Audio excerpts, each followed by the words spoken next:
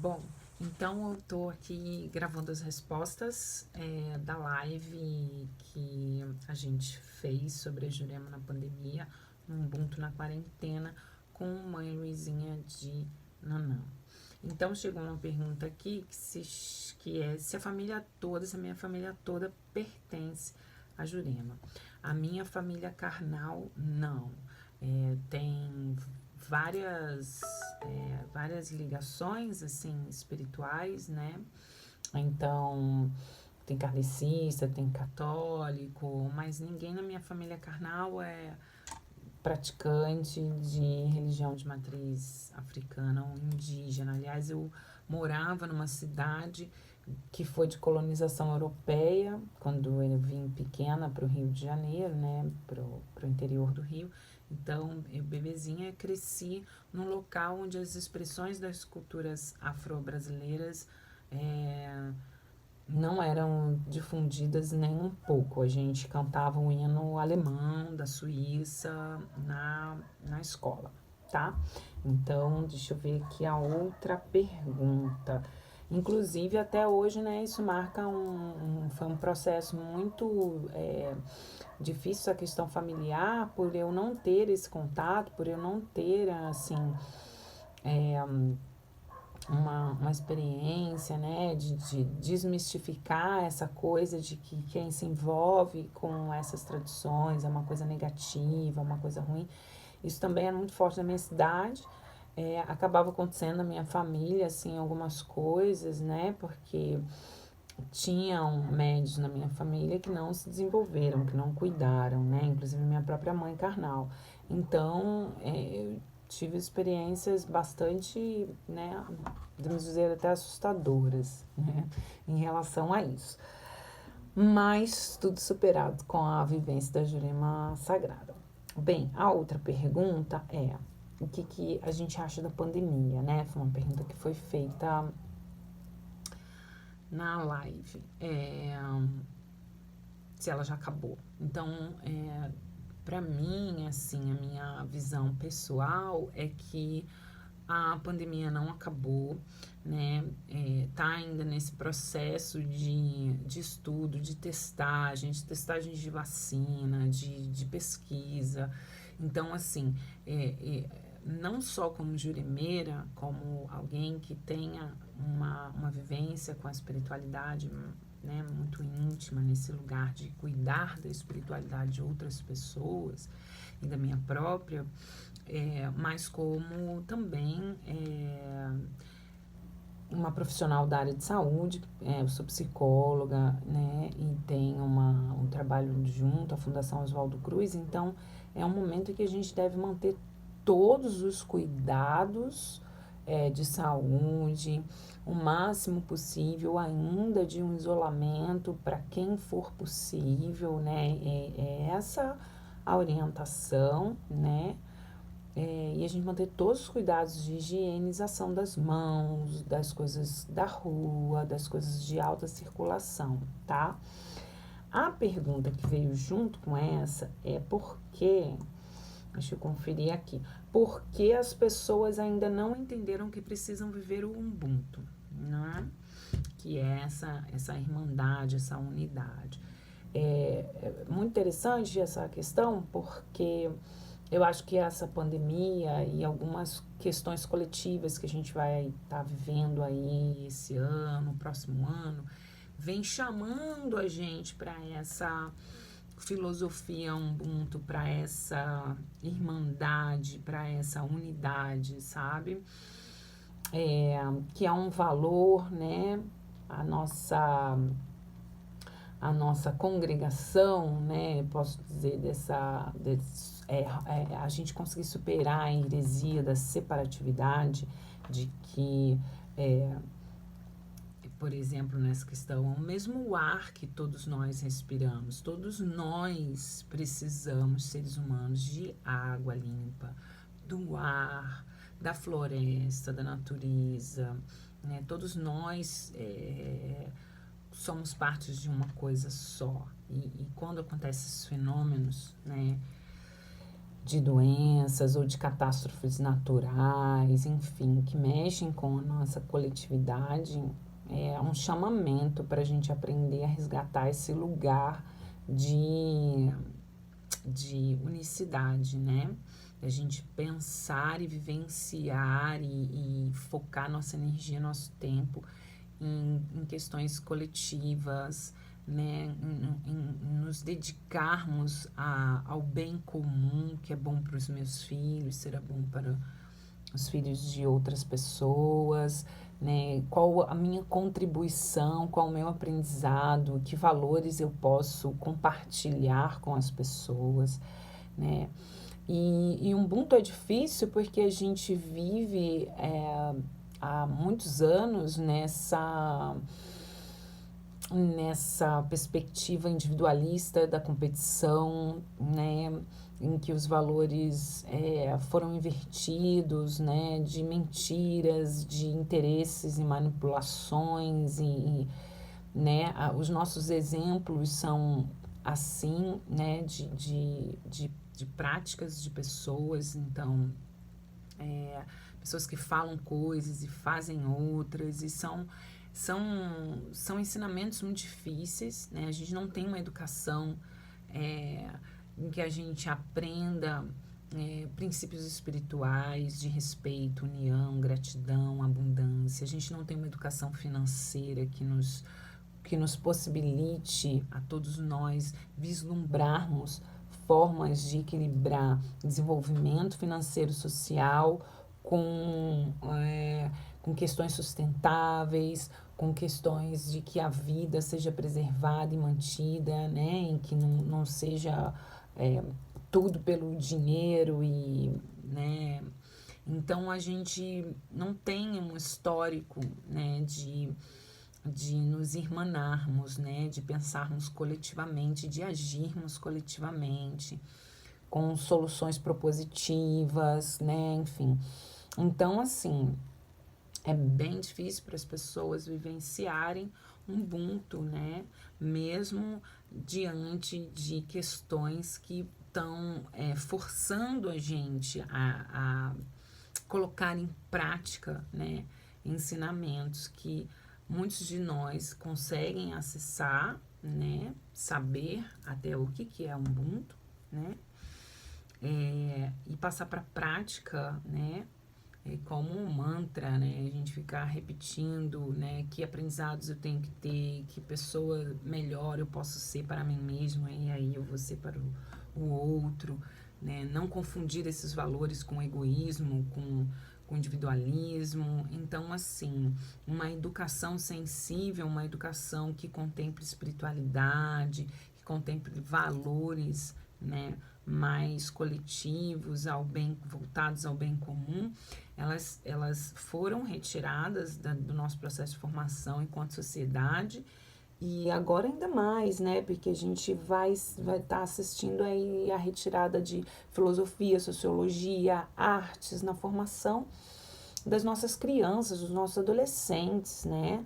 Uma mecanização, uma robotização, né, das pessoas, uma dinâmica de automatismo, de pensamento acelerado, de pessoas ansiosas, fora do seu eixo, né, sem tempo para se rever, para aprender, para ensinar, né, esses valores mais afinados com princípios coletivos, né.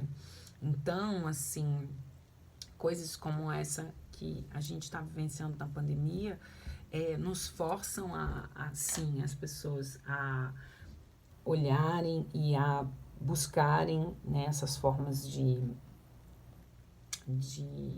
outras práticas sociais, né, outra vivência, né, de relação humana com a natureza e com a expansão tecnológica, né, assim, será que precisa ser assim? Será que a gente precisa, né, destruir, eliminar pessoas, eliminar conhecimentos tradicionais, né, enfim, para que se desenvolva, para que tenha um crescimento econômico, né? São temas que a gente não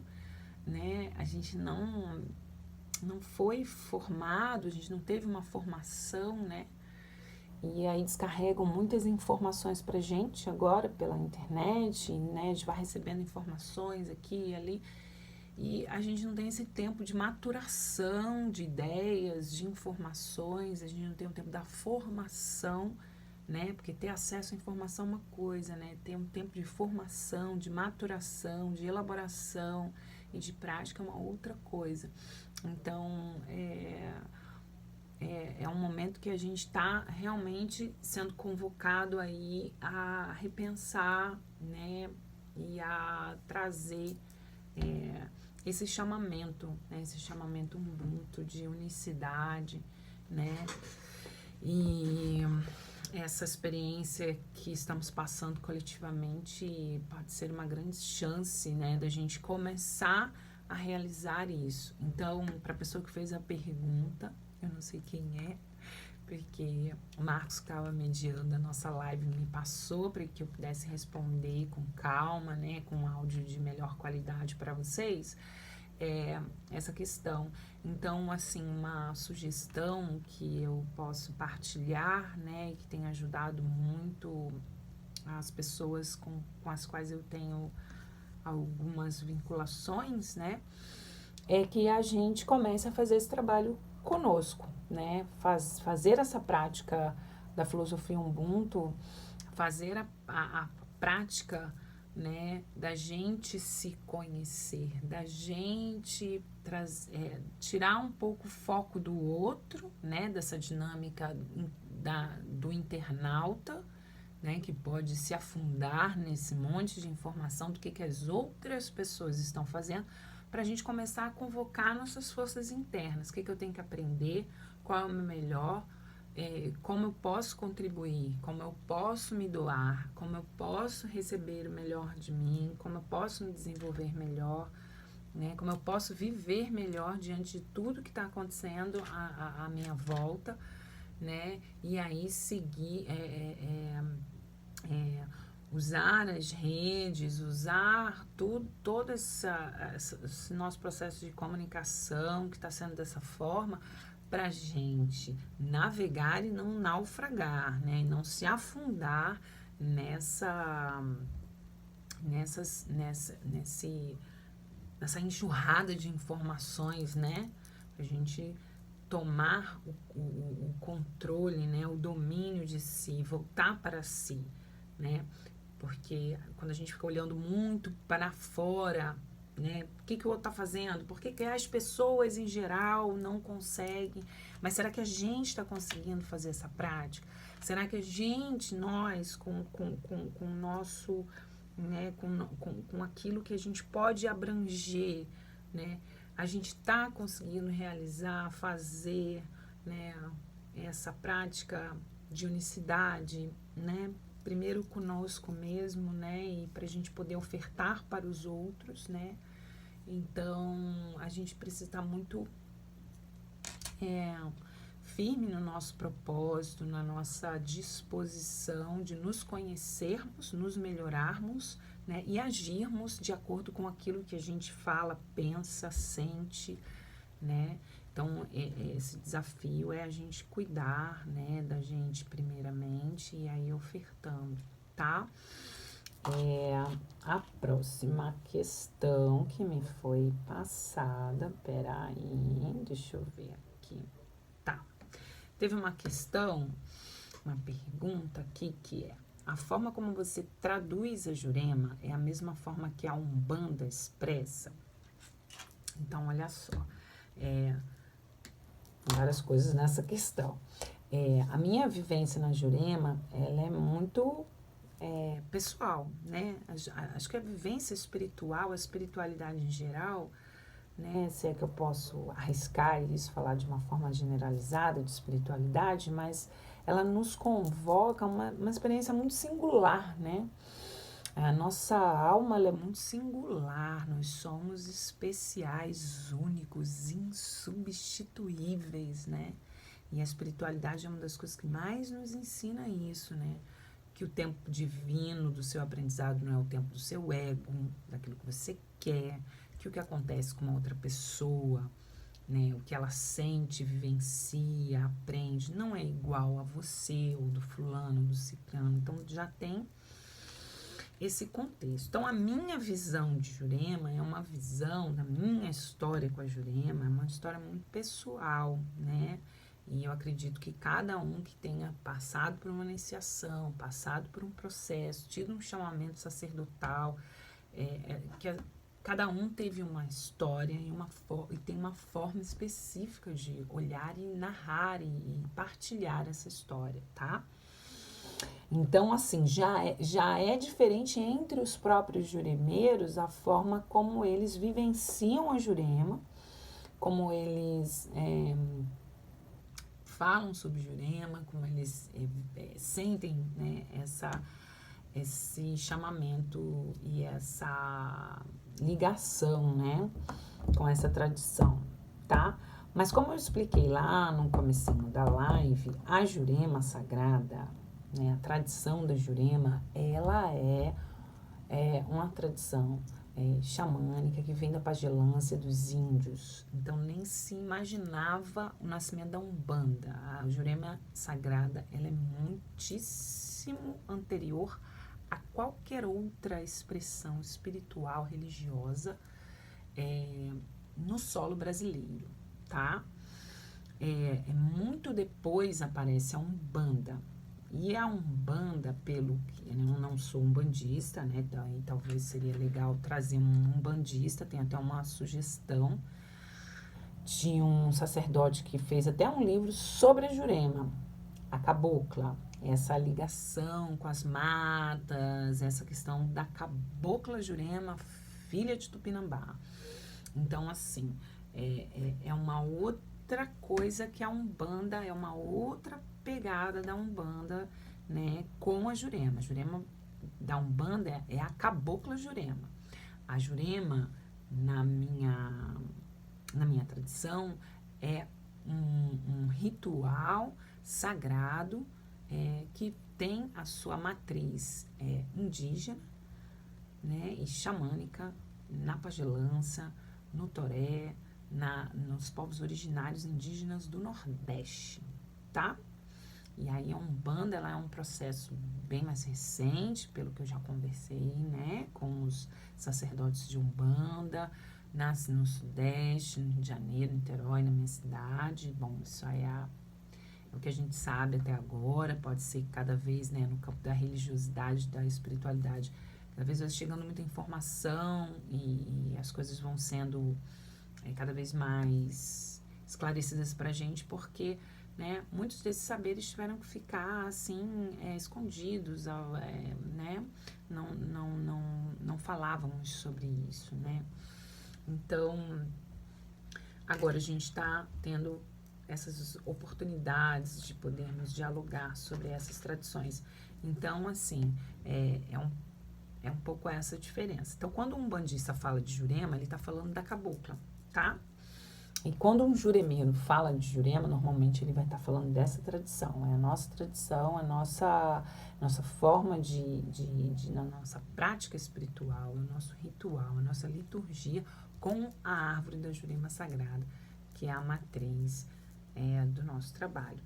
Bom, eu acho que eu já respondi todas as questões. Estou olhando aqui para ver se eu não esqueci nada. Agradeço muito a participação de vocês. Espero que tenha respondido a contento, tá bom? E nos vemos nas próximas lives. Fiquem bem. Quem puder, continue em casa. Continue mantendo o seu isolamento, aproveitando para fazer práticas de autocuidado, de cura, de autoconhecimento, né, de amplificar a sua energia e o seu trabalho, né, ancorado aí, né, numa busca de